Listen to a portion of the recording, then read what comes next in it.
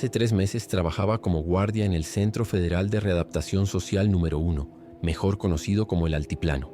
Nunca imaginé que mi vida cambiaría para siempre en cuestión de horas. Todo comenzó como un día normal, con el cielo nublado y ese aire frío que siempre rodeaba la prisión. Recuerdo perfectamente la sensación de inquietud que me invadió desde temprano. Era como si mi cuerpo supiera que algo terrible se avecinaba antes que mi mente pudiera comprenderlo. El Altiplano siempre había sido un lugar tenso, rodeado de vastos campos desérticos y con seguridad extrema, pero ese día la atmósfera se sentía diferente, más pesada, más densa, como si el aire mismo estuviera cargado de una energía perturbadora que no podíamos ver pero sí sentir. Mientras hacía mi ronda matutina por el pasillo del ala este, noté que varios de mis compañeros estaban reunidos alrededor de un teléfono. Sus rostros mostraban una preocupación que no era común ver entre hombres entrenados para mantener la calma en situaciones extremas. Me acerqué a ellos y escuché fragmentos de noticias alarmantes. Los hospitales de la Ciudad de México estaban colapsando debido a una oleada de casos de mordidas. Nadie entendía exactamente qué significaba eso. ¿Un ataque de perros callejeros? ¿Algún tipo de ritual relacionado con el narcotráfico? Las teorías iban y venían, pero lo cierto es que todos sentíamos que algo no encajaba. Martínez, uno de los guardias más veteranos, mencionó que su hermano trabajaba como paramédico y le había contado que las víctimas llegaban con fiebre altísima y un comportamiento errático, violento. Dicen que muerden como animales, comentó con la voz temblorosa. Y lo peor es que las mordidas propagan lo que sea que tengan. Sentí un escalofrío recorrer mi espalda mientras procesaba esa información. Mi mente inmediatamente recordó todas esas películas de zombies que había visto, pero rápidamente deseché esa idea. Eso era ficción, esto era la vida real. Tenía que haber una explicación lógica, algún tipo de droga nueva quizás, o alguna enfermedad contagiosa pero tratable. Nunca imaginé que estaba presenciando el inicio del fin del mundo tal como lo conocíamos. Para el mediodía, los rumores corrían como pólvora dentro del altiplano. Algunos guardias habían recibido llamadas de sus familiares en Toluca y Ecatepec, contando historias de disturbios callejeros, personas atacándose entre sí y caos generalizado. El director de la prisión intentaba mantener la calma, pero podía ver el miedo en sus ojos cuando hablaba por teléfono en su oficina. Me ordenaron reforzar la vigilancia en todas las áreas y estar alerta ante cualquier comportamiento extraño de los reclusos. La tensión era palpable. Incluso los presos más peligrosos parecían inquietos, como si pudieran sentir que algo terrible estaba ocurriendo fuera de esos muros. Algunos pedían información, preguntaban por sus familias, querían saber qué estaba pasando realmente. No teníamos respuestas concretas para darles, y eso solo aumentaba la ansiedad colectiva que inundaba cada rincón de la prisión. Fue alrededor de las 3 de la tarde cuando todo comenzó a desmoronarse. Estaba en la torre de vigilancia cuando de repente la radio que llevaba en el cinturón emitió un chirrido agudo y luego, nada, silencio total. Intenté comunicarme con la central, pero no había respuesta. Al mismo tiempo, las luces parpadearon varias veces antes de estabilizarse. Miré hacia el puesto de control principal y vi a varios guardias moviéndose frenéticamente. Uno de ellos salió corriendo hacia el patio y me hizo señales para que bajara. Mi corazón latía con fuerza mientras descendía a toda prisa por las escaleras metálicas. El sudor frío empapaba mi uniforme a pesar del clima fresco. Algo estaba muy mal. Podía sentirlo en cada célula de mi cuerpo. Era ese instinto primario de supervivencia gritándome que me preparara para lo peor. «Estamos incomunicados», me dijo Ramírez cuando llegué abajo, su rostro pálido y desencajado. «Los teléfonos no funcionan, la radio tampoco, y la conexión a internet se ha caído. El sistema de seguridad auxiliar está funcionando con los generadores de emergencia, pero no sabemos cuánto durarán». El director había ordenado un lockdown inmediato. Todos los reclusos debían permanecer en sus celdas hasta nuevo aviso. Al principio pensamos que podría ser el inicio de un motín coordinado. Tal vez alguien había saboteado las comunicaciones como parte de un plan de fuga. Era algo que habíamos practicado en simulacros. Sabíamos cómo actuar. Pero la expresión en el rostro de los guardias que venían del exterior me indicó que enfrentábamos algo completamente diferente. Algo para lo que ningún entrenamiento nos había preparado. Uno de ellos, López, temblaba visiblemente mientras intentaba articular palabras coherentes. La gente se está volviendo loca ahí fuera. Se atacan entre ellos. Los vi desde la garita exterior. Parecen muertos que caminan. No tuvimos tiempo de procesar completamente lo que López nos estaba contando porque en ese momento escuchamos los primeros gritos provenientes del área médica. Corrimos hacia allí, pensando que tal vez algún recluso estaba intentando aprovechar la confusión para escapar. Lo que encontramos fue una escena sacada directamente de una pesadilla. El doctor Méndez, quien siempre había sido un hombre tranquilo y profesional, estaba mordiendo salvajemente el cuello de uno de los enfermeros. La sangre brotaba a chorros mientras el enfermero gritaba y se convulsionaba. Dos guardias intentaban separar al doctor, pero este mostraba una fuerza sobrehumana. Sus ojos estaban inyectados en sangre y emitía unos gruñidos guturales que no parecían humanos. Cuando finalmente lograron apartarlo, noté algo que me heló la sangre. Tenía una herida de mordida en el antebrazo, parcialmente vendada, pero claramente infectada, con venas negruzcas extendiéndose desde la herida hacia el resto del brazo. «Está infectado. Aléjense de él», gritó alguien a mis espaldas. El caos se desató en cuestión de segundos. El enfermero que había sido mordido comenzó a convulsionarse violentamente en el suelo. Espuma sanguinolenta salía de su boca mientras su cuerpo se arqueaba de forma antinatural.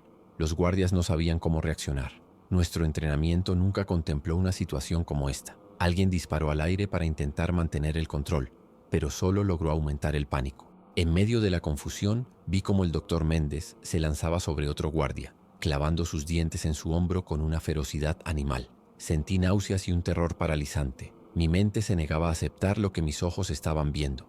Era como si de repente me hubiera transportado a otra realidad. Una donde las leyes de la naturaleza ya no aplicaban y las personas se convertían en monstruos sedientos de sangre. En ese momento comprendí que lo que estaba presenciando no era un motín ni un incidente aislado. Era el comienzo de algo mucho más terrible, algo que cambiaría para siempre el mundo tal como lo conocíamos. Los siguientes minutos son confusos en mi memoria. Recuerdo haber corrido, haber gritado órdenes que nadie escuchaba, haber visto a compañeros de años transformarse en criaturas irreconocibles ante mis ojos. La infección se propagaba a una velocidad aterradora.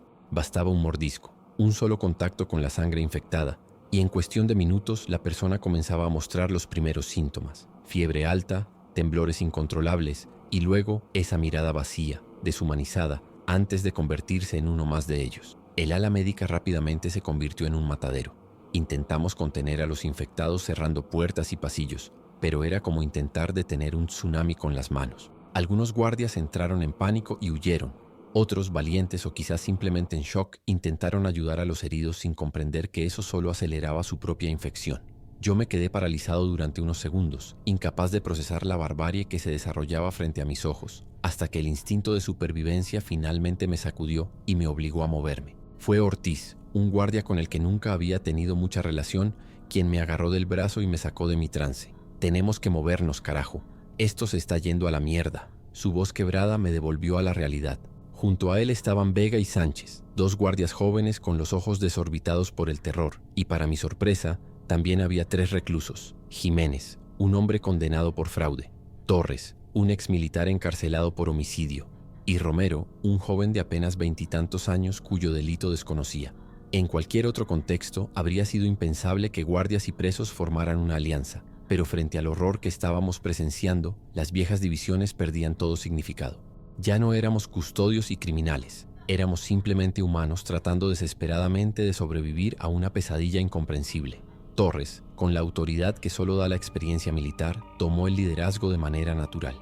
«Conozco esta prisión como la palma de mi mano», dijo con una calma que contrastaba con el caos a nuestro alrededor. «Hay túneles de mantenimiento que conducen hacia las áreas agrícolas, y desde allí podemos intentar llegar a los vehículos de transporte». Seguimos a Torres a través de pasillos donde las luces parpadeaban intermitentemente, creando un efecto estroboscópico que hacía que las escenas de violencia parecieran aún más surrealistas. Los gritos resonaban por todo el edificio, mezclándose con disparos esporádicos y ese gruñido animal que emitían los infectados. En cada esquina temíamos encontrarnos cara a cara con uno de ellos. Vega sostenía su pistola reglamentaria con manos temblorosas. Yo había perdido la mía en la confusión inicial y me había armado con un bastón policial que encontré tirado en el suelo. El sabor metálico del miedo inundaba mi boca mientras avanzábamos agachados, intentando hacer el menor ruido posible. En un momento dado tuvimos que cruzar el comedor principal. La escena que presenciamos allí quedará grabada en mi memoria hasta el día de mi muerte. Decenas de cuerpos despedazados yacían sobre el suelo y las mesas. Charcos de sangre se extendían en todas direcciones, y en el centro de todo, varios infectados devoraban los restos de lo que alguna vez fueron personas. El olor era insoportable, una mezcla de sangre, vísceras y excrementos que me provocó arcadas instantáneas. Jiménez vomitó ruidosamente a mi lado, atrayendo la atención de las criaturas. Todo sucedió en cuestión de segundos. Los infectados levantaron sus cabezas al unísono como animales detectando una presa y se lanzaron hacia nosotros con una velocidad sorprendente. Torres gritó que corriéramos mientras disparaba con precisión militar, acertando en la cabeza a 2 de ellos que cayeron instantáneamente. Aprendimos en ese momento algo crucial. Solo los disparos en la cabeza los detenían definitivamente. Corrimos como nunca antes lo habíamos hecho, con el pánico alimentando cada paso. Sánchez tropezó y cayó estrepitosamente. Antes de que cualquiera pudiera reaccionar, 3 infectados se abalanzaron sobre él. Sus gritos de agonía aún resuenan en mis pesadillas. Quise volver por él, un impulso irracional nacido de años de compañerismo. Pero Ortiz me sujetó con fuerza. «Ya está muerto», dijo con brutal honestidad. «Si vuelves, solo conseguirás que te maten a ti también».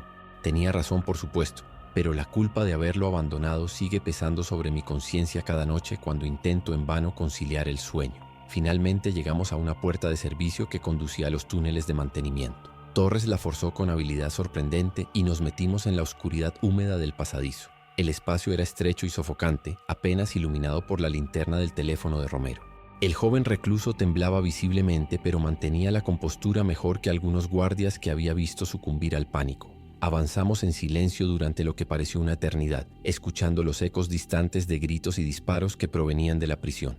Era como descender a un infierno subterráneo. Cada paso nos alejaba de la luz, pero también del peligro inmediato.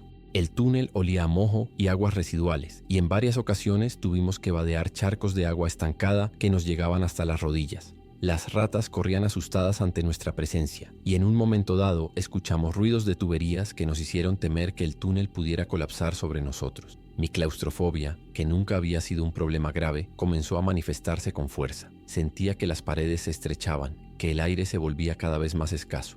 Respiré profundamente varias veces, intentando controlar el pánico que amenazaba con apoderarse de mí. No podía darme el lujo de sucumbir ahora. Después de lo que pareció una eternidad, el túnel comenzó a ascender ligeramente. Torres, que iba al frente, nos indicó que estábamos llegando a la salida que daba a las áreas agrícolas de la prisión. Estas áreas, donde algunos reclusos trabajaban cultivando verduras como parte de su programa de rehabilitación, estaban ubicadas dentro del perímetro de seguridad pero alejadas del edificio principal. «Tengan cuidado», susurró Torres. «No sabemos qué nos vamos a encontrar ahí arriba». Lentamente empujó la trampilla que cubría la salida del túnel. La luz del atardecer se filtró hacia nosotros, cegándonos momentáneamente después de tanto tiempo en la oscuridad.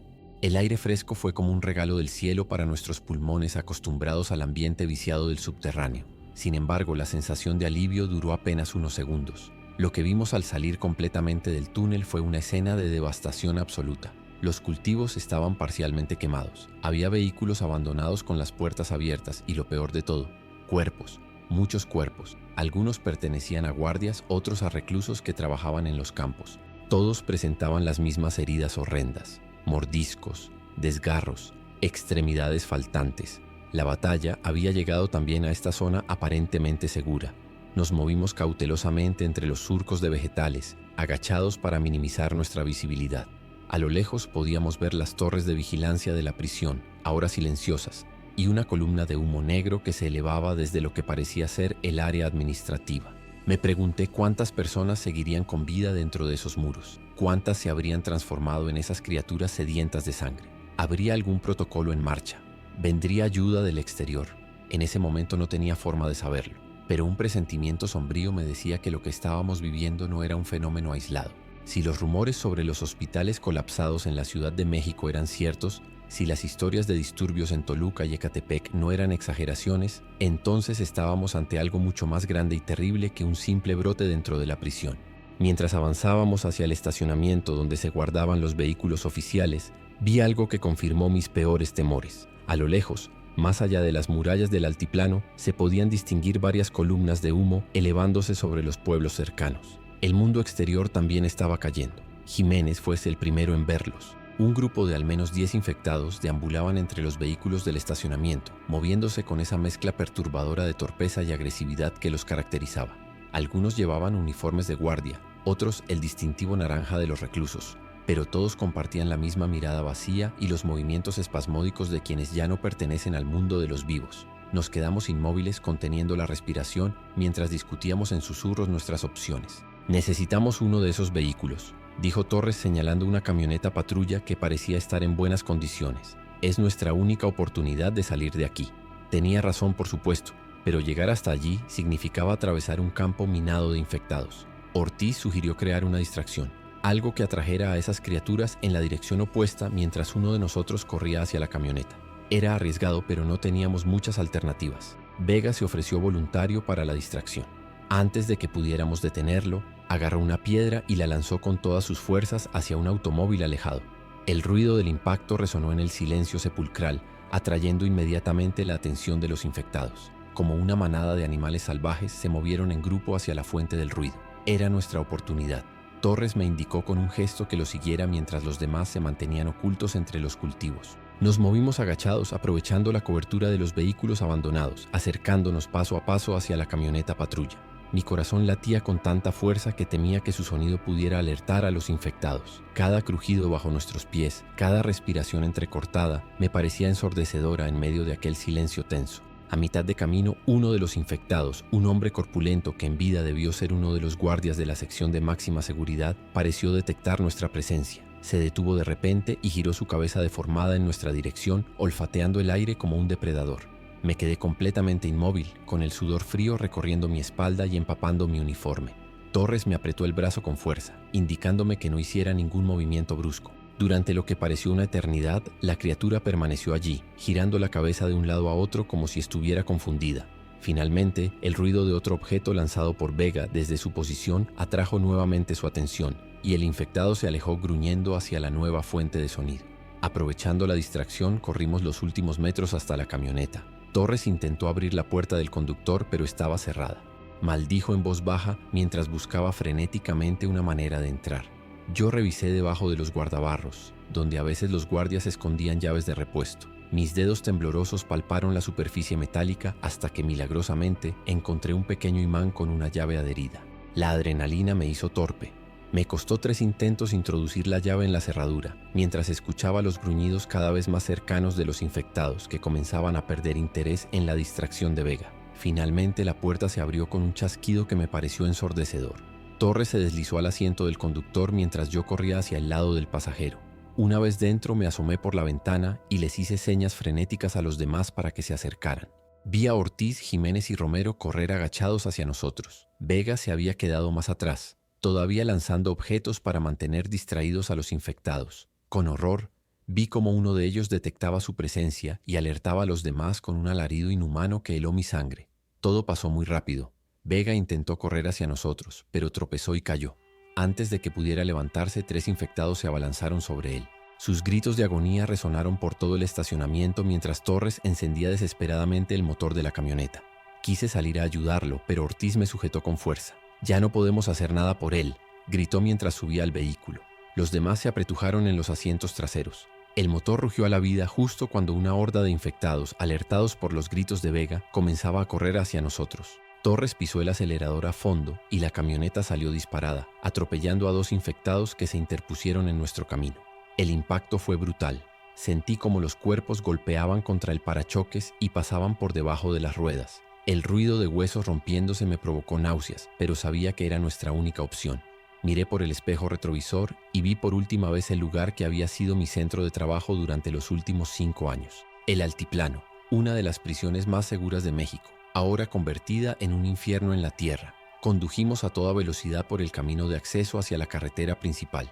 A medida que nos alejábamos de la prisión y nos acercábamos a las zonas pobladas, el panorama que se presentaba ante nuestros ojos confirmaba nuestros peores temores. El caos no estaba limitado al altiplano. La carretera estaba sembrada de vehículos abandonados, algunos volcados, otros incendiados. Vimos cuerpos en las cunetas, algunos claramente devorados. Pequeños grupos de infectados deambulaban sin rumbo, pero se volvían inmediatamente agresivos cuando detectaban nuestro vehículo, corriendo tras nosotros con una velocidad perturbadora para sus cuerpos aparentemente deteriorados. Torres conducía esquivando obstáculos, a veces teniendo que salirse de la carretera para evitar bloqueos completos. El silencio dentro de la camioneta era sepulcral, solo interrumpido por jadeos nerviosos y algún sollozo ahogado de Romero, el más joven de nosotros. Nadie se atrevía a poner en palabras lo que todos estábamos pensando, que posiblemente estábamos presenciando el colapso de la civilización tal como la conocíamos. Intentamos usar la radio de la patrulla para contactar con alguna autoridad, algún centro de emergencia, cualquier voz humana que pudiera darnos indicaciones o esperanza. Solo recibimos estática entrecortada y ocasionalmente fragmentos de transmisiones desesperadas. Evacuación inmediata del área metropolitana. Los centros de contención han sido sobrepasados. Disparos a la cabeza, repito. Solo los disparos a la cabeza los detienen. En un momento escuchamos lo que parecía ser una transmisión militar ordenando el establecimiento de zonas seguras en ciertos puntos estratégicos. Uno de ellos era Toluca. Deberíamos dirigirnos allí, sugirió Ortiz, aferrándose a cualquier atisbo de esperanza. Torres asintió sin apartar la vista de la carretera. Si es que todavía existe algo parecido a una zona segura, murmuró con un pesimismo que, aunque duro, reflejaba la realidad que veíamos a través de las ventanillas. Cada pueblo que atravesábamos mostraba signos de devastación, casas con puertas arrancadas, negocios saqueados, incendios sin controlar que devoraban edificios enteros mientras no había bomberos que acudieran a apagarlos, y por todas partes los infectados. Algunos caminaban solos, otros en grupos pequeños, algunos se alimentaban de cadáveres a la vista de todos. Me cubrí la boca para no vomitar cuando pasamos junto a lo que parecía ser una familia entera, padre, madre, 2 niños pequeños, siendo devorada por un grupo de infectados al costado de la carretera. Al atardecer llegamos a las afueras de Amecameca, un pequeño pueblo que esperábamos pudiera ofrecernos refugio temporal. La gasolina estaba bajando peligrosamente y necesitábamos abastecernos si queríamos llegar hasta Toluca. Torres condujo cautelosamente por las calles desiertas del pueblo, atento a cualquier movimiento. Las casas parecían abandonadas, pero de vez en cuando veíamos cortinas moviéndose, señal de que no todos los habitantes habían huido o sucumbido a la infección. Allí, señaló Jiménez hacia una gasolinera que parecía relativamente intacta. Torres estacionó cerca de los surtidores y apagó el motor. Iré yo, se ofreció, sacando su arma reglamentaria. Ustedes vigilen y estén preparados para salir rápido si algo sale mal. Asentí nerviosamente mientras revisaba cuántas balas me quedaban. Solo tenía 6. 6 balas para enfrentar el apocalipsis. Torres salió cautelosamente del vehículo y caminó hacia los surtidores, arma en mano. Lo observé tensamente mientras conectaba la manguera al tanque de la camioneta. Todo parecía ir bien hasta que escuchamos un grito proveniente de dentro de la tienda de la gasolinera. Torres se giró bruscamente, apuntando su arma hacia la puerta de cristal semiabierta. De la tienda salió corriendo una mujer joven con la ropa desgarrada y manchada de sangre. Detrás de ella, 3 infectados la perseguían con esa determinación implacable que los caracterizaba. «Ayúdenme, por favor», gritó desesperadamente al vernos. Torres no dudó un segundo. Levantó su arma y disparó con precisión, derribando a 2 de los infectados con certeros disparos a la cabeza. El tercero logró esquivarlo y continuó su persecución. La mujer tropezó y cayó a pocos metros de nuestra camioneta. El infectado se lanzó sobre ella. Actué por puro instinto. Salí del vehículo, apunté y disparé. La bala impactó en el hombro del infectado, haciéndolo tambalear pero no deteniéndolo. Volví a disparar, esta vez acertando en la cabeza. La criatura se desplomó sobre el cuerpo tembloroso de la mujer, que gritaba histéricamente mientras intentaba quitárselo de encima. Corrí hacia ella y la ayudé a levantarse. «¿Estás mordida?», le pregunté con urgencia, revisando sus brazos y cuello en busca de heridas. Ella negó entre sollozos, asegurando que la sangre en su ropa era de su hermano, quien no había tenido tanta suerte. Torres terminó de llenar el tanque y nos indicó que volviéramos al vehículo. La mujer, que dijo llamarse Elena, se unió a nuestro grupo, apretujándose en el asiento trasero junto a los demás. Mientras Torres volvía a ponerse en marcha, ella nos contó entre lágrimas cómo el pueblo había caído en cuestión de horas cuando los primeros infectados llegaron de la ciudad. Continuamos nuestro viaje hacia Toluca con el sol poniéndose en el horizonte, tiñendo el cielo de un rojo sangre que parecía burlarse de nuestra situación. Elena nos contó lo poco que sabía sobre la situación. La infección había comenzado aparentemente en la Ciudad de México y se había extendido rápidamente por las ciudades circundantes. Las autoridades habían intentado contenerla, pero fueron rápidamente sobrepasadas por la velocidad de propagación. «Dicen que es un virus», explicó con voz temblorosa. «Se transmite por la saliva, la sangre, cualquier fluido corporal de los infectados. La fiebre te mata en horas y luego te levantas convertido en una de esas cosas». Miré por la ventanilla mientras procesaba esta información, observando cómo la oscuridad iba engullendo el paisaje devastado. En la distancia podíamos ver incendios iluminando el horizonte como velas macabras. Me pregunté cuántas personas seguirían con vida, cuántas estarían pasando por el mismo infierno que nosotros, y si alguna vez volveríamos a ver un mundo normal. El cansancio comenzaba a pasarme factura. Llevaba más de 24 horas sin dormir, sometido a un estrés constante y traumático. Mis párpados pesaban como plomo, pero el miedo me mantenía alerta. Cada vez que cerraba los ojos, veía las imágenes de mis compañeros siendo devorados, escuchaba sus gritos de agonía. Sabía que esas imágenes me perseguirían para siempre si es que lograba sobrevivir lo suficiente para tener un para siempre. La noche cayó sobre nosotros como una manta sofocante mientras avanzábamos por carreteras secundarias, evitando las principales vías donde los bloqueos hacían imposible el tránsito. Torres conducía con una concentración absoluta, sus ojos enrojecidos fijos en el camino apenas iluminado por los faros de la camioneta. Habíamos apagado las luces interiores para no atraer atención innecesaria. El silencio dentro del vehículo era opresivo, solo interrumpido ocasionalmente por los sollozos ahogados de Elena o las indicaciones en voz baja que Ortiz daba a Torres sobre posibles rutas alternativas. Yo luchaba contra el agotamiento, forzándome a mantener los ojos abiertos mientras escrutaba la oscuridad en busca de cualquier movimiento sospechoso.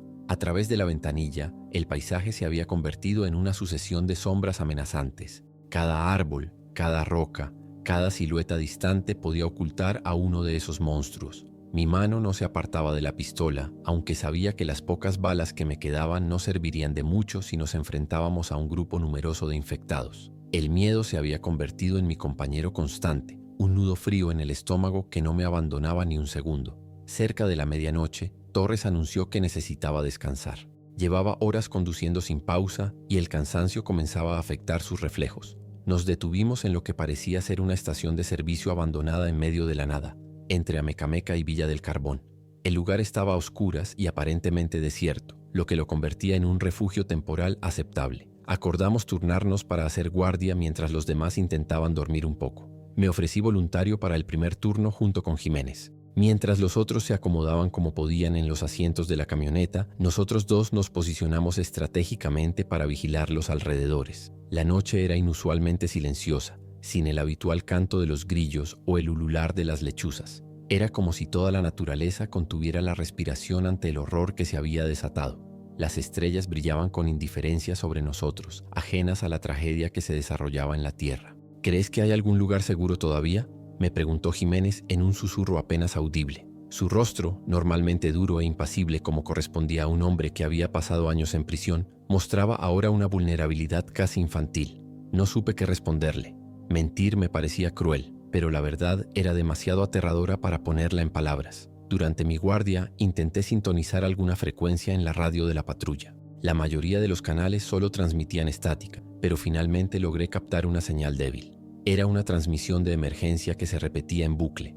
Atención a todos los supervivientes. Se han establecido zonas seguras en los siguientes puntos: Base Militar Santa Lucía, Centro Cívico de Toluca, Universidad Autónoma de Chapingo. Repito, estas son zonas seguras con perímetros defendidos y suministros médicos. Si pueden escuchar este mensaje, diríjanse a la zona segura más cercana.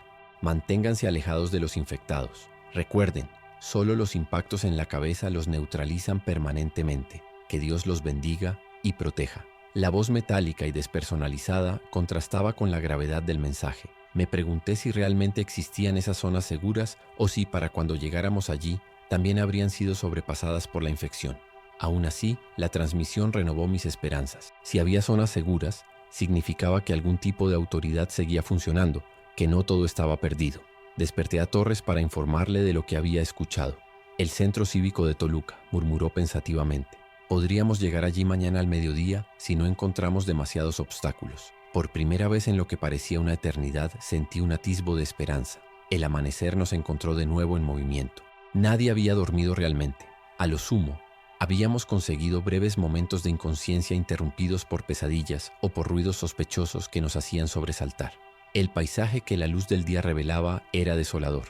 Pueblos fantasma, casas con puertas y ventanas arrancadas, vehículos abandonados en posiciones imposibles que hablaban de huidas desesperadas, y cuerpos, muchos cuerpos, algunos claramente transformados en infectados que deambulaban sin rumbo hasta que detectaban nuestra presencia y comenzaban esa persecución implacable. Otros, simples cadáveres despedazados que nadie se había molestado en enterrar o retirar. El hedor de la muerte impregnaba el aire incluso con las ventanillas cerradas. Elena vomitó varias veces, incapaz de soportar la visión y el olor. Yo me había vuelto extrañamente insensible, como si mi cerebro hubiera levantado una barrera protectora que me impedía procesar completamente el horror que me rodeaba. Era un mecanismo de supervivencia, supongo. Si hubiera permitido que la realidad me golpeara con toda su fuerza, Probablemente me habría vuelto loco. Alrededor del mediodía llegamos a Villa del Carbón, un pueblo turístico que en tiempos normales habría estado lleno de visitantes disfrutando de su arquitectura colonial y sus restaurantes. Ahora era otro escenario de devastación, aunque notamos algo diferente. Había señales de resistencia organizada. Algunas calles estaban bloqueadas con barricadas improvisadas y vimos mensajes pintados en las paredes dirigiendo a los supervivientes hacia ciertos edificios. Parece que aquí intentaron defenderse, comentó Torres mientras conducía lentamente por las calles semivacías. Decidimos detenernos para buscar suministros y quizás información más reciente sobre la situación en Toluca. Nos detuvimos frente a lo que parecía haber sido un centro de distribución de ayuda, el ayuntamiento. El edificio mostraba signos de una batalla reciente. Ventanas rotas, marcas de disparos en las paredes, manchas de sangre seca en los escalones de entrada. Con las armas en alto, Torres, Ortiz y yo entramos mientras los demás esperaban en la camioneta. El interior estaba en penumbra y olía a sangre y pólvora. Avanzamos cautelosamente, comunicándonos con gestos para evitar hacer ruido. En lo que había sido la sala principal del ayuntamiento, encontramos evidencia de una última resistencia desesperada. Cuerpos de infectados abatidos, algunos civiles con armas improvisadas que habían caído defendiendo el lugar. Y algo que me heló la sangre.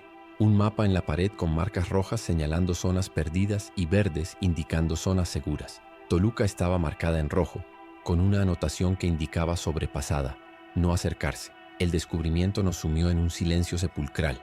Nuestro destino, la supuesta zona segura a la que nos dirigíamos, había caído.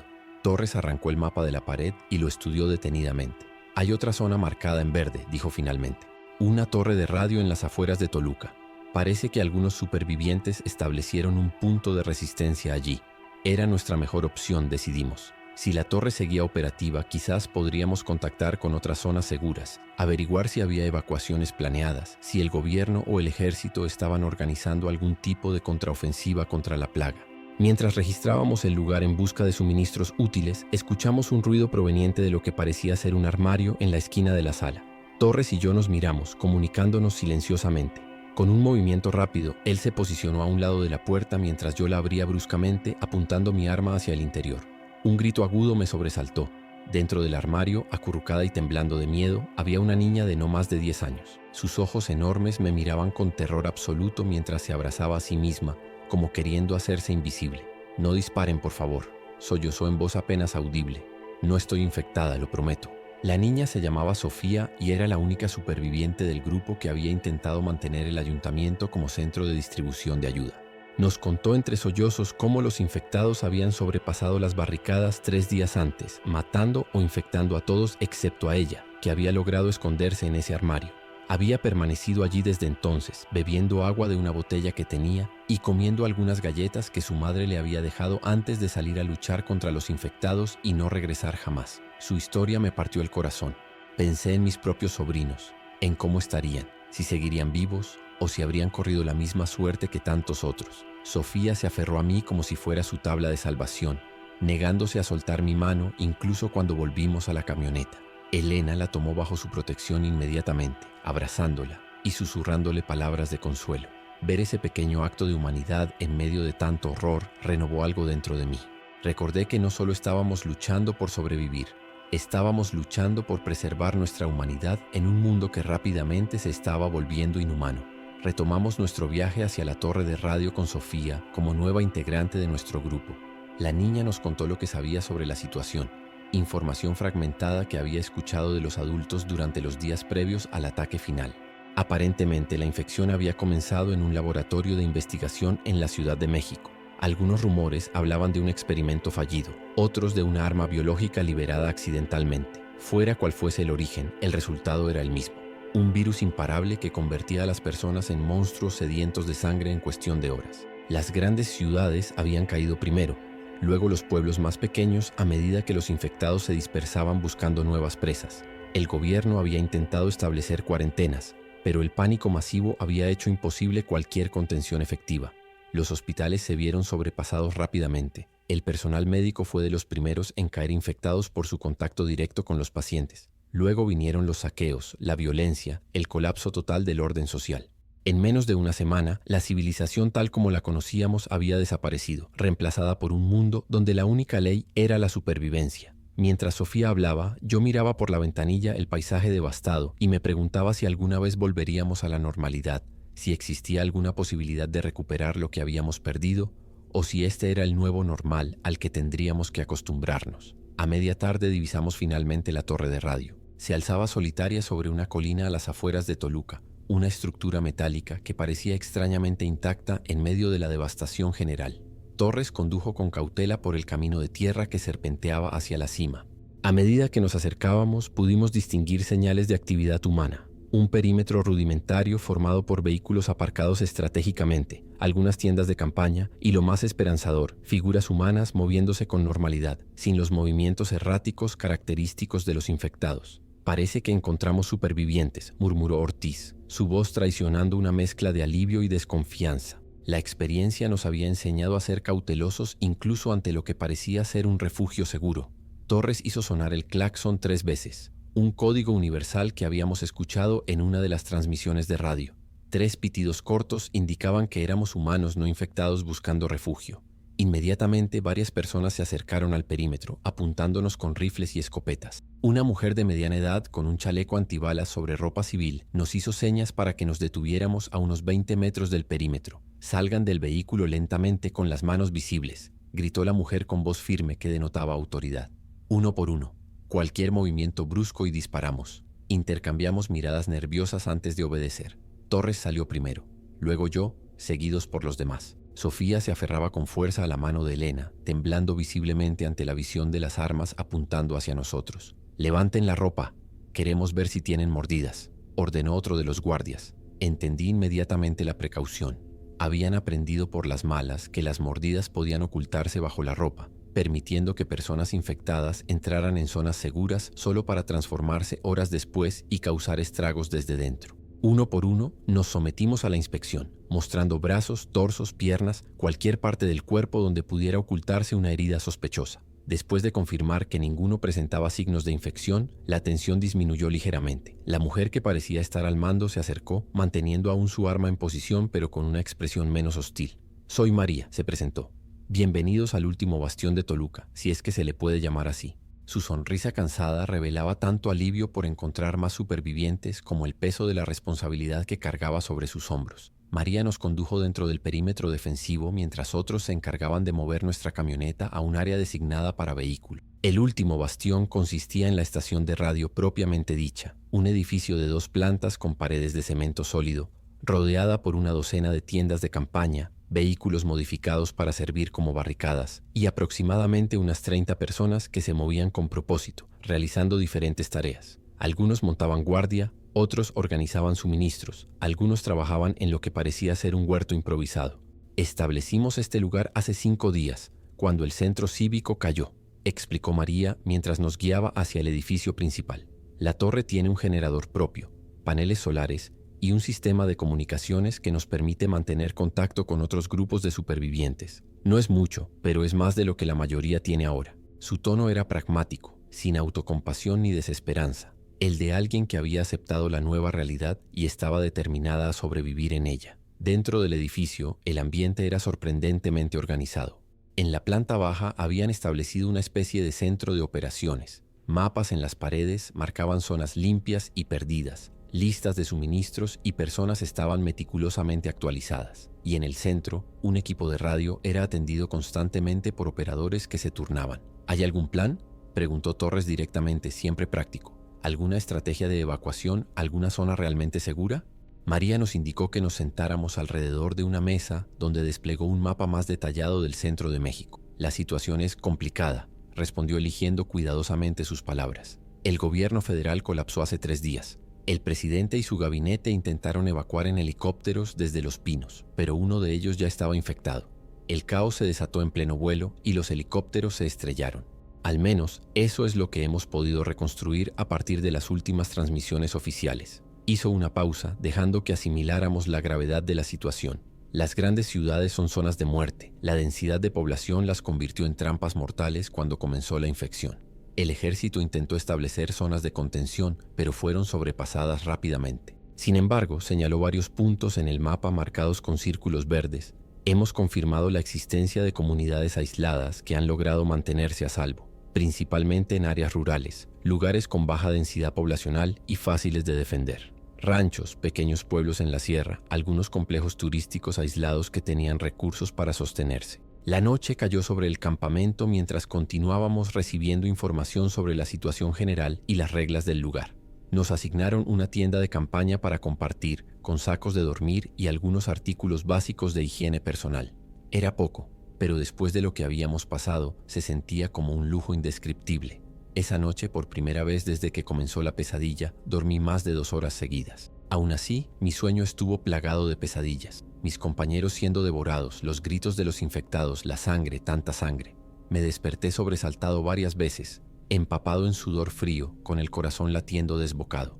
Cada vez me tomaba unos segundos recordar dónde estaba, confirmar que seguía a salvo, al menos momentáneamente. En uno de esos despertares salí de la tienda necesitando aire fresco. El campamento estaba silencioso bajo un cielo estrellado impresionante. Los guardias en el perímetro apenas eran visibles como siluetas recortadas contra el horizonte. Me senté en un tronco cerca de nuestra tienda, dejando que la brisa nocturna calmara mi mente atormentada. Fue entonces cuando noté a María, sentada sola frente al edificio principal, con una taza humeante entre las manos y la mirada perdida en la oscuridad.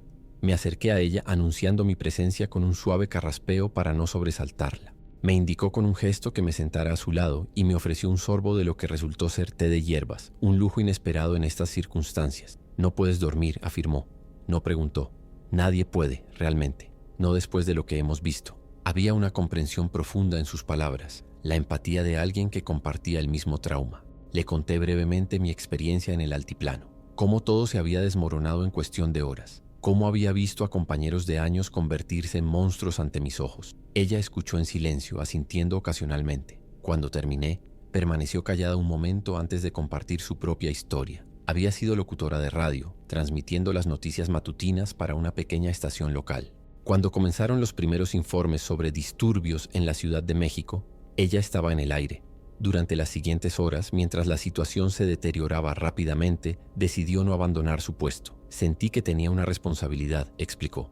Alguien tenía que seguir transmitiendo, dando información verificada, combatiendo los rumores, ayudando a coordinar evacuaciones. Cuando la ciudad comenzó a caer, convenció a varios colegas y oyentes que la habían llamado para establecer este refugio en torno a la torre de transmisión. «Y aquí estamos», concluyó, sobreviviendo un día más. A la mañana siguiente, María me llevó a la sala de transmisiones. El equipo era impresionante. Radios de onda corta, sistemas satelitales, incluso algunos equipos militares que habían conseguido de una base abandonada. «Necesitamos toda la ayuda posible», me explicó, especialmente gente con experiencia en seguridad. Me propuso unirme al equipo que mantenía el perímetro defensivo y ayudaba a organizar expediciones de búsqueda de suministros. Acepté sin dudarlo. Después de días sintiéndome a la deriva, la idea de tener un propósito concreto, de contribuir a la supervivencia del grupo, me dio un nuevo sentido de esperanza. Torres y Ortiz también fueron incorporados a tareas de seguridad, mientras que Jiménez, que tenía conocimientos de mecánica, se unió al equipo que mantenía operativos los generadores y vehículos. Romero, que resultó haber sido estudiante de medicina antes de su encarcelamiento, fue asignado a la pequeña enfermería para asistir al único médico del campamento. Elena se ofreció voluntaria para cuidar a los pocos niños presentes, incluida Sofía, organizando actividades para mantenerlos ocupados y, en la medida de lo posible, distraídos de la terrible realidad que los rodeaba. Durante los días siguientes, una nueva rutina comenzó a establecerse en nuestras vidas. Hacíamos guardias, salíamos en expediciones controladas a los alrededores para buscar medicinas, alimentos, combustible y otros suministros esenciales. Cada salida era un recordatorio brutal de que el mundo exterior seguía siendo un lugar mortalmente peligroso, pero al menos ahora teníamos un lugar al que regresar. Personas que nos esperaban, un propósito más allá de la simple supervivencia día a día. Una semana después de nuestra llegada, durante una de mis guardias nocturnas, capté una transmisión débil pero clara en la radio de emergencia. Era un mensaje en inglés, repetido en bucle. «A todos los supervivientes, hay una zona segura establecida en la base naval de Veracruz. Repito, Veracruz es una zona segura. Las fuerzas combinadas de la Marina Mexicana y un destacamento naval estadounidense han asegurado el puerto y están organizando evacuaciones hacia barcos en alta mar. Si pueden escuchar este mensaje y llegar hasta aquí, hay esperanza». Me quedé paralizado durante unos segundos, procesando lo que acababa de escuchar. Veracruz estaba a cientos de kilómetros de distancia, a través de un país infestado de infectados. Parecía imposible. Y sin embargo, Era la primera noticia de una operación de evacuación a gran escala, la primera sugerencia de que tal vez, solo tal vez, existía un lugar donde podríamos estar verdaderamente a salvo. Corrí a despertar a María, quien escuchó la grabación que había hecho de la transmisión con una expresión indescifrable. Podría ser real, dijo finalmente, o podría ser una trampa. Hemos escuchado historias de grupos que atraen supervivientes con falsas promesas de seguridad solo para robarles sus suministros y vehículos. La miré con incredulidad. ¿Hasta qué punto había caído la humanidad que algo así era una posibilidad real? Pero sabía que tenía razón en ser cautelosa. El mundo nuevo en el que vivíamos no solo había traído monstruos infectados, también había revelado los monstruos que siempre habían existido dentro de algunos seres humanos. Durante los días siguientes, el mensaje de Veracruz fue el tema principal de discusión en el campamento. Algunos querían organizar inmediatamente una caravana para intentar llegar allí. Otros, más cautelosos, insistían en que era demasiado arriesgado, que debíamos esperar y tratar de confirmar la veracidad de la transmisión. Las opiniones estaban divididas y la tensión aumentaba día a día. Para complicar más las cosas, nuestros recursos comenzaban a escasear. Las expediciones de búsqueda tenían que aventurarse cada vez más lejos para encontrar suministros útiles, aumentando el riesgo y disminuyendo el rendimiento. El agua potable se estaba convirtiendo en un problema crítico y los medicamentos básicos estaban casi agotados. Una tarde, mientras ayudaba a inventariar lo poco que quedaba en la despensa común, Torres se acercó con una expresión decidida que ya había aprendido a reconocer. «Tenemos que intentarlo», dijo sin preámbulos. «Veracruz, si hay una posibilidad, por pequeña que sea, tenemos que intentarlo. Aquí solo estamos prolongando lo inevitable». Lo miré en silencio sopesando sus palabras. Parte de mí quería creer que nuestro pequeño refugio podría sostenerse indefinidamente, que podríamos reconstruir algo parecido a una vida normal allí, en nuestra colina aislada con nuestra torre de radio. Pero en el fondo sabía que Torres tenía razón. Ya habíamos perdido demasiado como para aferrarnos a falsas esperanzas. Si existía una posibilidad real de evacuación, de un lugar verdaderamente seguro más allá de las costas infectadas de México, teníamos que arriesgarnos a buscarla. Esa noche se convocó una reunión general para discutir el asunto de Veracruz. María presidía, sentada frente a todos nosotros en el espacio común que se había improvisado entre las tiendas de campaña. Las caras cansadas y demacradas de los supervivientes reflejaban la luz temblorosa de las lámparas de queroseno. La discusión fue acalorada, con argumentos válidos de ambos lados. No podemos arriesgar todo lo que hemos construido aquí por un rumor, una transmisión que podría ser una trampa, argumentaba un hombre mayor que había perdido a toda su familia en la caída de Toluca. Pero tampoco podemos quedarnos aquí indefinidamente, rebatió Torres con la autoridad que su experiencia militar le confería. Los suministros se acaban. Los infectados cada vez se acercan más. Solo es cuestión de tiempo antes de que descubran este lugar. Yo permanecía en silencio, observando el miedo y la esperanza batallando en los rostros de los presentes. Cada uno de nosotros cargaba con historias de pérdida inimaginable, con traumas que nunca sanarían completamente. Y sin embargo ahí estábamos, debatiendo sobre el futuro, aferrándonos a la posibilidad de que existiera algo más allá del horror que habíamos vivido. Era un testimonio extraordinario de la tenacidad del espíritu humano. Finalmente se llegó a una decisión salomónica. Se organizaría una expedición de reconocimiento. Un grupo pequeño, móvil y bien armado viajaría hacia Veracruz para verificar si la transmisión era legítima. Si encontraban que efectivamente existía una zona segura y operaciones de evacuación, regresarían para guiar al resto del grupo. Si descubrían que era una trampa o que el camino era simplemente imposible de transitar, volverían con esa información y el grupo reconsideraría sus opciones. Me ofrecí voluntario inmediatamente para formar parte de la expedición, junto con Torres, Ortiz y 2 miembros más del campamento que conocían bien la ruta hacia Veracruz. María nos proporcionó el vehículo mejor acondicionado que tenían. Una camioneta pick-up que habían modificado con placas metálicas soldadas a las ventanas y una jaula protectora alrededor de la cabina. Pasamos los siguientes 2 días preparándonos meticulosamente, estudiando mapas, planificando rutas alternativas, reuniendo suministros y armas. La noche antes de nuestra partida no pude dormir. Mis pensamientos iban constantemente hacia Elena y Sofía, que se quedarían en el campamento esperando nuestro regreso. En los pocos días que llevábamos allí, había desarrollado un vínculo especial con ellas. Ver a Elena cuidando de Sofía con tanta ternura, protegiéndola y enseñándole a adaptarse a este nuevo mundo, me había devuelto algo que creía perdido, la capacidad de sentir algo más que miedo y desesperación. Partimos al amanecer, con los primeros rayos del sol iluminando la torre de radio que se empequeñecía en nuestro espejo retrovisor.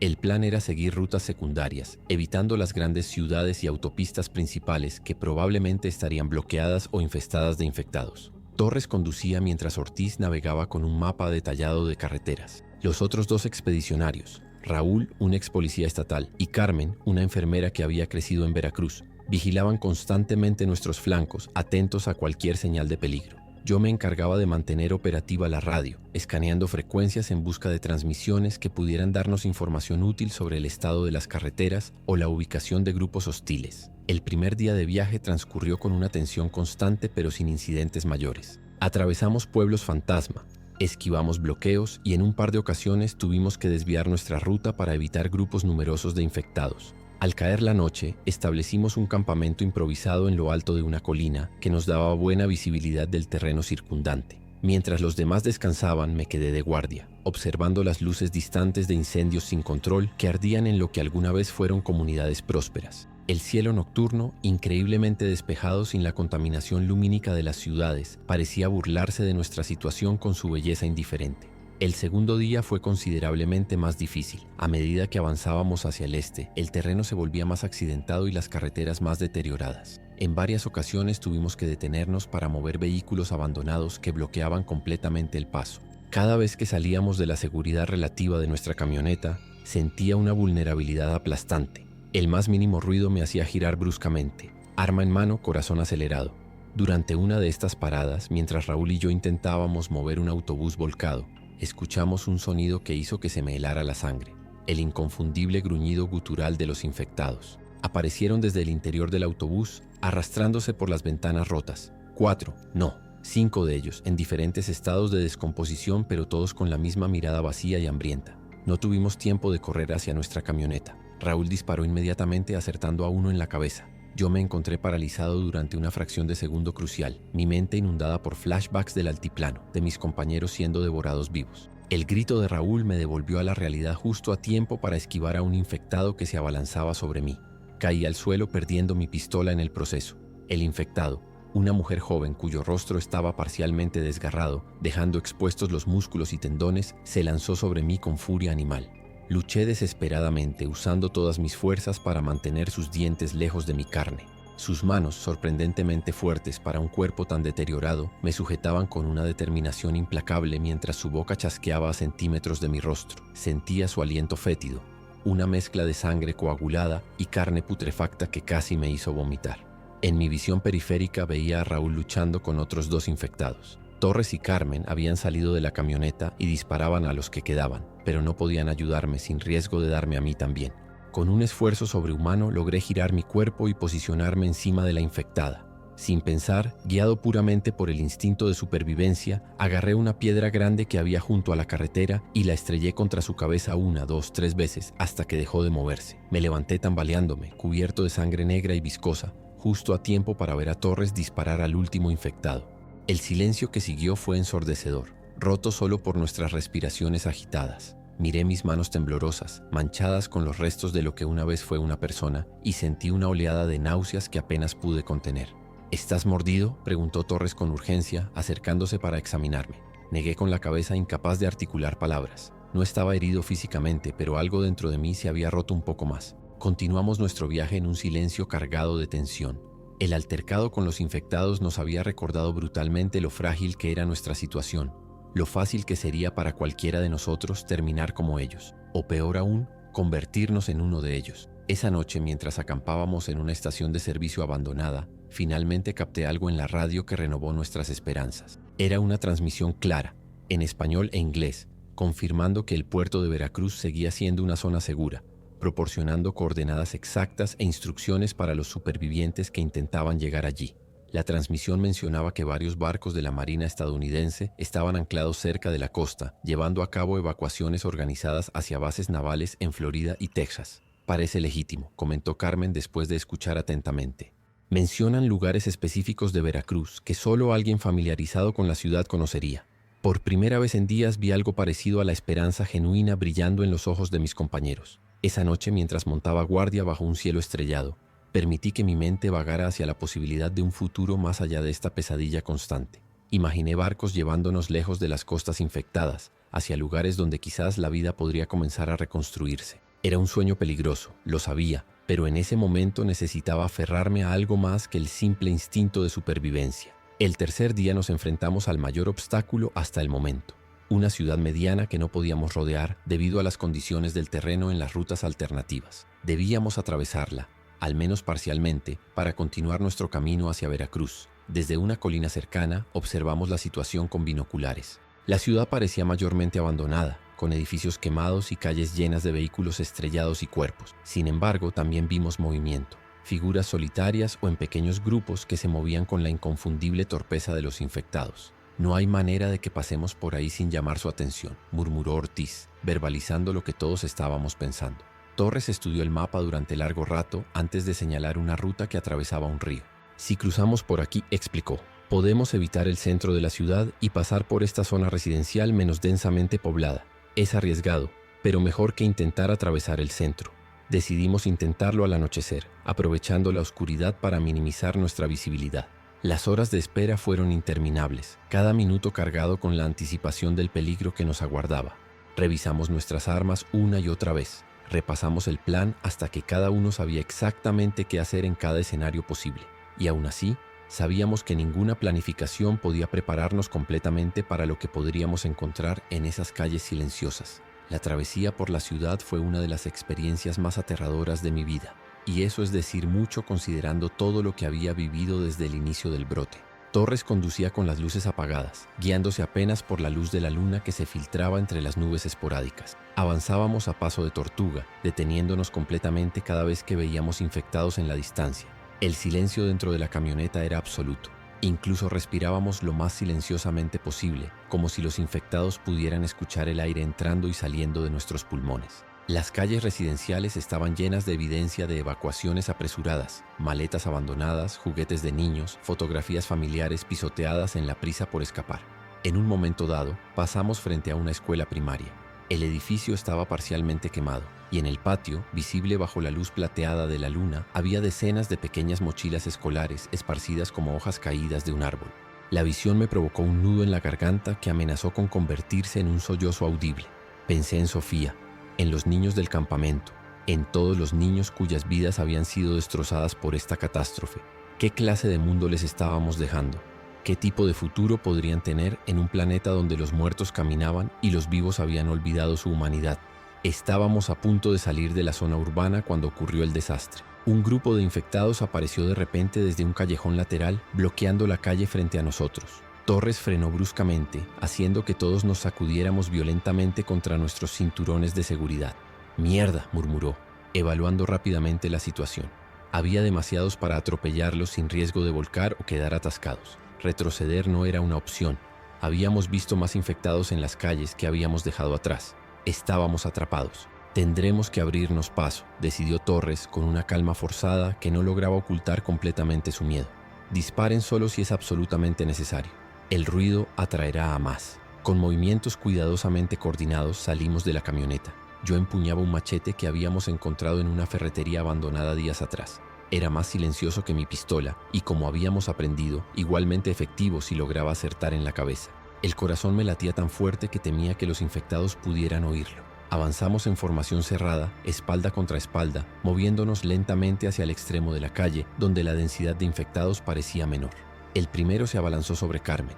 Ella lo esquivó con agilidad sorprendente y hundió un cuchillo de caza en su ojo izquierdo con precisión letal. Los siguientes minutos se convirtieron en una danza macabra de muerte y supervivencia. Cada uno de nosotros luchaba con la desesperación de quien sabe que un solo error, un tropiezo, un segundo de duda significa el fin. Los infectados caían uno tras otro, pero por cada uno que derribábamos parecían aparecer dos más, atraídos por el movimiento y los sonidos inevitables de nuestra lucha. Sentía los músculos ardiendo por el esfuerzo, el sudor cegándome momentáneamente, la respiración cada vez más laboriosa. Un infectado particularmente rápido, un hombre joven que conservaba gran parte de su agilidad a pesar de tener el rostro parcialmente devorado, logró flanquearme y agarrar mi brazo. Sentí sus uñas desgarrando la tela de mi chaqueta mientras luchaba por liberarme. Ortiz apareció de la nada y lo derribó con un golpe devastador de una barra de hierro. «Tenemos que volver al vehículo», gritó Torres sobre el coro de gruñidos que nos rodeaba. «Son demasiados». Comenzamos a retroceder manteniendo la formación lo mejor que podíamos, pero la presión era insoportable. Los infectados nos empujaban cada vez más lejos de la camioneta, separándonos gradualmente unos de otros. Vi con horror cómo Raúl era rodeado por 3 infectados. Intentó defenderse, pero uno de ellos logró morderle el antebrazo. Su grito de dolor atravesó la noche como un cuchillo. Torres reaccionó instantáneamente, sacando su pistola y disparando al infectado que había mordido a Raúl. El sonido del disparo fue como una señal para los demás. En cuestión de segundos, decenas de nuevos infectados comenzaron a converger hacia nosotros desde todas las direcciones, atraídos por el ruido.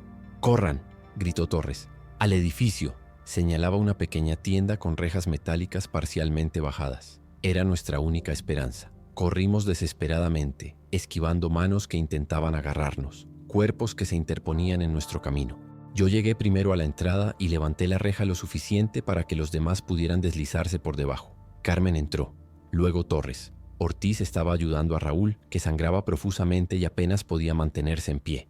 Los vi luchando por avanzar mientras los infectados se acercaban cada vez más. ¡Rápido!, grité, sosteniendo la pesada reja con brazos que amenazaban con ceder en cualquier momento. Ortiz empujó a Raúl hacia mí con un último esfuerzo. «Tómalo», gritó.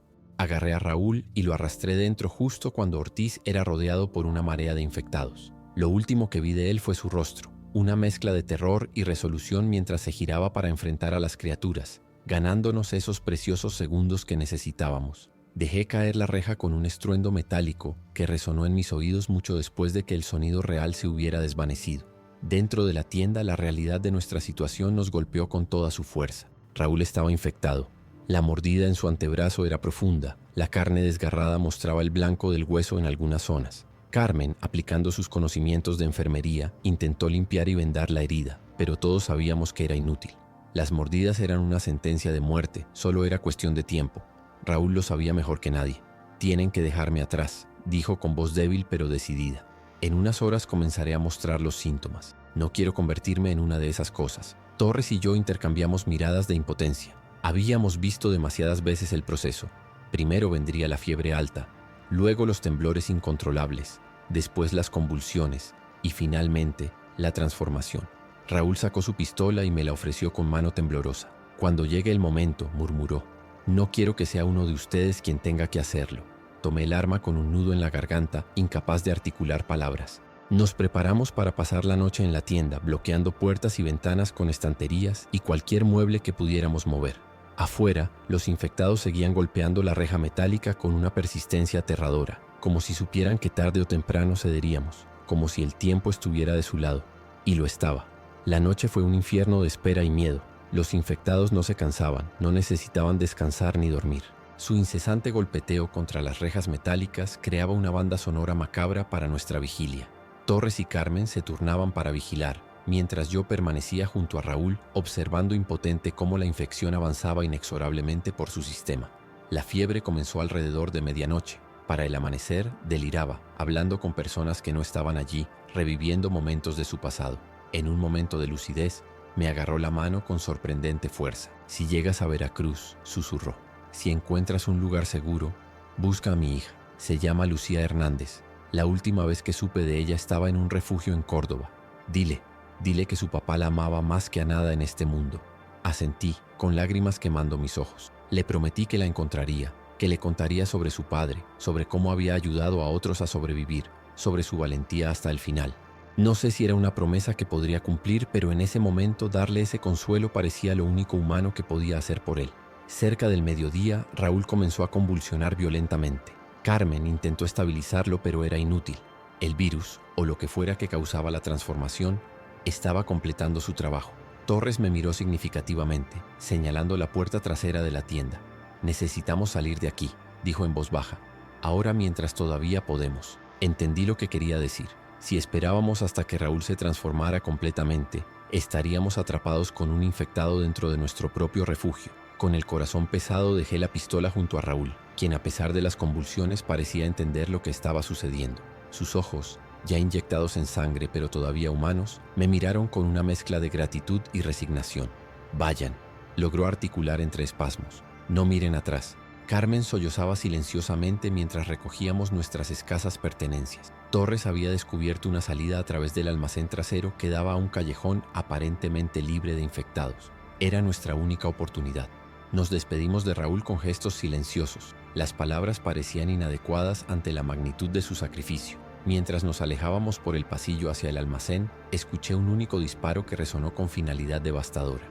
Raúl había elegido su propio final, negándose a convertirse en aquello contra lo que habíamos estado luchando. En ese momento, a pesar del horror que nos rodeaba, sentí un profundo respeto por la dignidad con la que había enfrentado su destino. El callejón nos llevó a una zona residencial menos densamente poblada. Avanzamos con extrema cautela, conscientes de que habíamos perdido nuestra camioneta y gran parte de nuestros suministros. Torres lideró el camino con la determinación silenciosa que lo caracterizaba, pero podía ver el peso de la pérdida de Ortiz y Raúl en la tensión de sus hombros, en la dureza de su mandíbula. Carmen caminaba como en trance, sus ojos enrojecidos fijos en la distancia. Yo me sentía entumecido, como si mi mente se hubiera desconectado parcialmente de mi cuerpo para protegerme del trauma acumulado. Encontramos un vehículo abandonado con las llaves puestas, un pequeño milagro en medio de tanta desgracia, y continuamos nuestro viaje hacia Veracruz. El silencio dentro del auto era denso, cargado de duelo no expresado y de la terrible conciencia de lo cerca que habíamos estado de compartir el destino de nuestros compañeros caídos. Pensé en el campamento, en María y su torre de radio, en Elena y Sofía esperando noticias. ¿Volveríamos a verlos? ¿Llegaríamos alguna vez a Veracruz? ¿Existía realmente esa zona segura o estábamos persiguiendo un espejismo, una esperanza inventada para darnos una razón para seguir luchando? No tenía respuestas, solo la certeza de que cada kilómetro que recorríamos estaba pavimentado con sacrificios y pérdidas irreparables. 2 días más tarde, exhaustos, hambrientos y con los nervios destrozados por encuentros constantes con infectados, divisamos finalmente la costa. El océano se extendía ante nosotros como una promesa de libertad, vasto e indiferente a los horrores que habíamos presenciado. A lo lejos, el puerto de Veracruz, y allí, como una visión sacada de un sueño imposible, barcos, grandes embarcaciones militares ancladas en la bahía, helicópteros sobrevolando la zona, una actividad organizada que solo podía significar una cosa: supervivientes, organización, esperanza. Torres detuvo el vehículo en una colina que dominaba la ciudad portuaria. Los tres permanecimos en silencio, casi temerosos de creer lo que veían nuestros ojos. «Lo logramos», susurró Carmen finalmente, su voz quebrándose con emoción contenida. Torres simplemente asintió, pero vi como sus manos, firmemente agarradas al volante, temblaban ligeramente. Yo no podía apartar la mirada de aquellos barcos, símbolos tangibles de que quizás, solo quizás, existía un futuro más allá de esta pesadilla. Lloré entonces por primera vez desde que comenzó todo. Lloré por los que habíamos perdido, por lo que habíamos visto, por lo que nos habíamos visto obligados a hacer para sobrevivir. Pero también lloré de alivio, de gratitud por haber llegado tan lejos cuando tantos otros no lo habían conseguido. Mientras descendíamos hacia la ciudad, hacia lo que esperábamos fuera nuestra salvación, pensé en el altiplano, en cómo todo había comenzado, en cómo mi vida había cambiado irrevocablemente en cuestión de horas. Pensé en regresar por los demás, en cumplir nuestra promesa de guiarlos hasta aquí si encontrábamos que Veracruz era realmente seguro. Pensé en todas las personas que seguían ahí fuera, luchando, sobreviviendo, esperando una ayuda que quizás nunca llegaría. Han pasado 3 meses desde que llegamos a Veracruz. La zona segura resultó ser real, aunque las evacuaciones no fueron exactamente como las habíamos imaginado.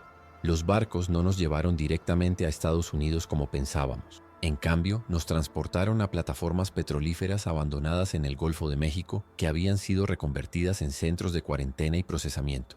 Allí pasamos semanas siendo examinados, descontaminados y evaluados antes de que se nos permitiera continuar hacia los verdaderos refugios establecidos en la costa de Florida. Pero lo más importante es que cumplimos nuestra promesa. Una semana después de confirmar que Veracruz era seguro, Torres, 2 marines estadounidenses y yo volvimos por la ruta que habíamos trazado, regresando a la torre de radio para guiar a María y los demás supervivientes hacia la evacuación.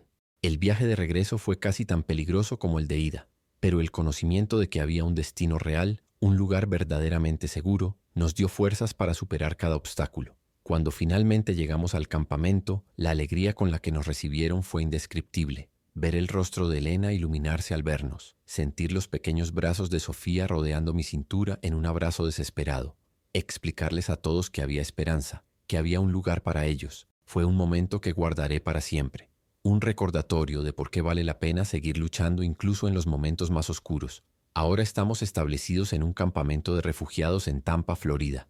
Las condiciones son básicas pero seguras. Hay comida suficiente, atención médica, incluso han comenzado clases para los niños. La infección parece haberse contenido en gran parte de Norteamérica, aunque llegan noticias esporádicas de brotes en otras partes del mundo. Nadie sabe si algún día volveremos a la normalidad, si alguna vez podremos reconstruir lo que perdimos. Elena, Sofía y yo compartimos una pequeña tienda de campaña cerca del perímetro del campamento. No somos una familia en el sentido tradicional, pero los lazos que formamos durante aquellos días de horror son más fuertes que cualquier relación de sangre. Por las noches, cuando las pesadillas me despiertan, porque siempre vienen implacables, reviviendo cada muerte, cada decisión imposible, cada rostro perdido, miro sus figuras durmiendo pacíficamente y encuentro la fuerza para enfrentar un día más. A veces, en la playa cercana al campamento, observo el horizonte hacia el sur, hacia México, y me pregunto cuántos más siguen allí, atrapados luchando, sobreviviendo. Me pregunto si algún día sabremos realmente qué causó todo esto, si encontraremos una cura definitiva, si la humanidad aprenderá algo de esta catástrofe. No tengo respuestas, solo la certeza de que mientras respiremos, mientras recordemos nuestra humanidad incluso en los momentos más oscuros, existe una posibilidad, por pequeña que sea, de que haya un mañana mejor. Y por ahora, eso tiene que ser suficiente.